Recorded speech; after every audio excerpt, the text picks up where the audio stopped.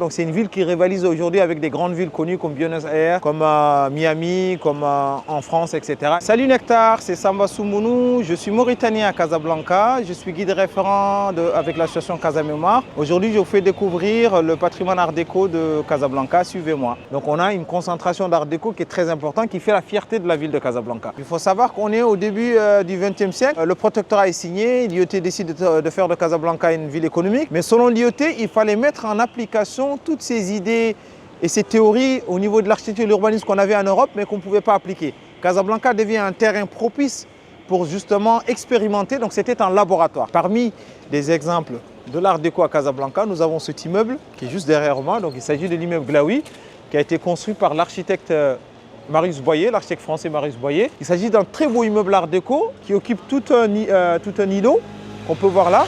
Alors cet immeuble a été construit donc, vers la fin des années 20, début des années 30. On est sur une particularité très géométrique parce que l'art déco, ce qui fait les caractéristiques de l'art déco, c'est surtout la géométrie, ce n'est pas le décor. On est dans un quartier qui était pratiquement à 100% européen, mais on avait un Marocain qui avait obtenu le droit d'acheter un terrain ici. Il s'agit du Pacha Glaoui, mais Glaoui c'est un personnage très connu au Maroc, qui a fait partie de l'histoire du Maroc, notamment durant le protectorat. C'est un pacha puissant de Marrakech et de la région du Sud, mais c'était également un homme qui fait partie de l'histoire du Maroc. Le côté triste, parce que c'est quelqu'un qui malheureusement va se ranger du côté donc, du protectorat français lorsqu'on va préparer un peu l'exil du roi Mohamed V, mais l'immeuble va toujours garder son nom. Alors en parlant d'art déco à Casa, on va se retrouver également avec des passages qui reprennent exactement les mêmes passages qu'on peut trouver à Paris, donc des galeries commerçantes comme ça. Et parmi ces passages, on en a plusieurs. On a passage Soko, passage Somika, passage Tazi, passage Glaoui. Donc c'est l'ensemble des passages qui sont très connus à Casa et qui font partie de l'identité un peu de l'art déco casablancais. C'était très vivant, c'était des lieux de rencontre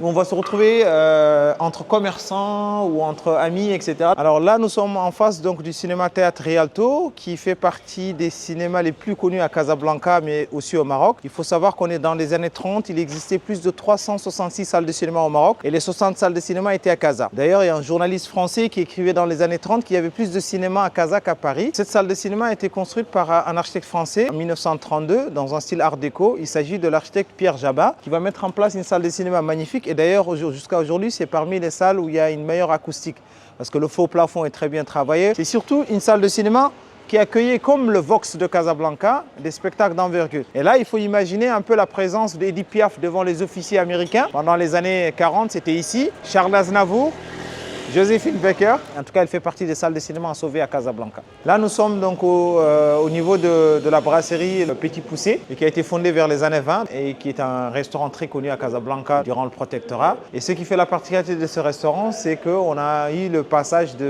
d'Antoine de Saint-Exupéry qui justement lors de certaines de ses correspondances, il parlait de son passage ici, de l'ambiance qui existait un peu sur ce boulevard, ces Champs-Élysées de Casablanca. Mais c'est également dans les archives, nous avons découvert qu'il y avait Marcel Cerdan qui venait également ici, qui fréquentait ces lieux-là.